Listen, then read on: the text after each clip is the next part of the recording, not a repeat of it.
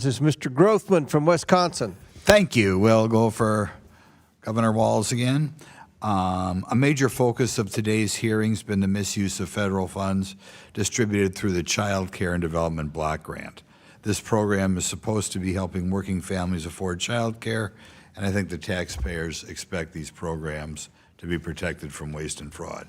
Most states operate these programs responsibly. The national improper payment average is about 4%. As you know, I kind of watch what's going on in Minnesota because it's a state adjacent to Wisconsin. It's amazing if you're a congressman, the number of people who get Minnesota and Wisconsin confused. But when that number climbs above the national average of 4%, it should be a warning sign that oversight has failed. Minnesota's improper payment rate got up to 11%. It's not a small administrative mistake, over almost 3 times the national average. That is a system that's clearly not being monitored the way it should be. When Wisconsin had a similar program several years ago, when I was in the state legislature, in 2010, we uncovered fraud in our child care assistance program. Wisconsin did not look away. We took responsibility, implemented serious reforms, and those reforms included expanding background checks for providers, creating a dedicated fraud investigation unit, strengthening eligibility requirements, and instituting a comprehensive audit system. That would have been when Scott Walker was governor. Because of these reforms, Wisconsin now has an improper payment of under 1%. So in other words, we almost totally wiped out the problem. Didn't happen by accident. It happened because Governor Walker took responsibility and acted quickly. He thought fraud was a problem. Governor Walz, Minnesota had similar warning signs. Investigators, auditors, even internal officials kept raising concerns about fraud in social service systems. And it didn't just cost taxpayers money. These programs are meant to help children and working families. When fraud drains millions of these dollars from these programs, that money is not reaching the people it was intended to serve. First of all, Governor Walz, when did your administration first become aware that fraud risks were escalating in Minnesota's child care assistance program? You were kind of an outlier in the whole country. Well, thank you, Congressman. This dates back to about 2012 that the action has been being taken, and as I stated earlier, on our first days in office, we started taking action. I would ask, if I could, on this, anything that Governor Walker did, I would appreciate if you would show us what those actions were. We're more than happy to implement them, and that's what we've started over the last 7 years. Reports indicate that some providers continued receiving payments even after the fraud concerns were raised. Was that a decision made by your administration, and who specifically you feel did not?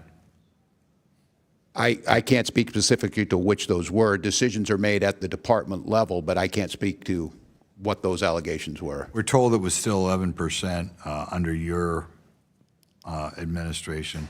When fraud indicators appear in a program funded by federal taxpayers, do you believe the responsible action is to pause payments until those concerns are investigated? I don't think it's that simple. As I said, these programs provide a really important service, and child care is a critical one. The issue is trying to make sure the legitimate payments are made and that you're stopping fraud. So I don't think in all cases that pausing those payments is the right action. Okay, just in general, I'll say when the fraud percentage reaches 11% in Minnesota, and we got it down under 1% in Wisconsin, I think it's a cause for concern. I'll give you another question because a little bit of this hearing wandered a little bit to what happened in your streets out there. When any agency comes to Wisconsin, any federal agency, I've talked to several of our sheriffs, could be ICE, could be Bureau of Alcohol, Tobacco, and Firearms, could be FBI, could be Secret Service. Our sheriffs always try to coordinate with the federal agencies, ask them what they need. You need us to set up a perimeter. Can we help you by transporting people to the local jail? Do you just want some squad cars parked around to presumably keep troublemakers at bay? That was not done in Minnesota like it's routinely done in certainly all the. I don't think that's a correct characterization. I think Tom Homan indicated that those things do happen and have been happening. During the time in which you had the serious riots or whatever you want to call them in Minnesota, I believe that you did not reach out for your state law enforcement to help out federal law enforcement, in part because you're a sanctuary state. And That is incorrect. Tom Holman indicated we are not. I don't know what to tell you, Congressman. We did. We want to cooperate. That's not what you saw on the streets. right. We did not see cooperation. You saw ICE agents shooting people in the head. You saw little children being drug out. You saw ICE agents indiscriminately throwing smoke grenades. And I think what the world saw was peaceful resistance and a defense of their neighbors. So this is not about immigration reform. This was about an untrained force that came in, not with the intention of immigration.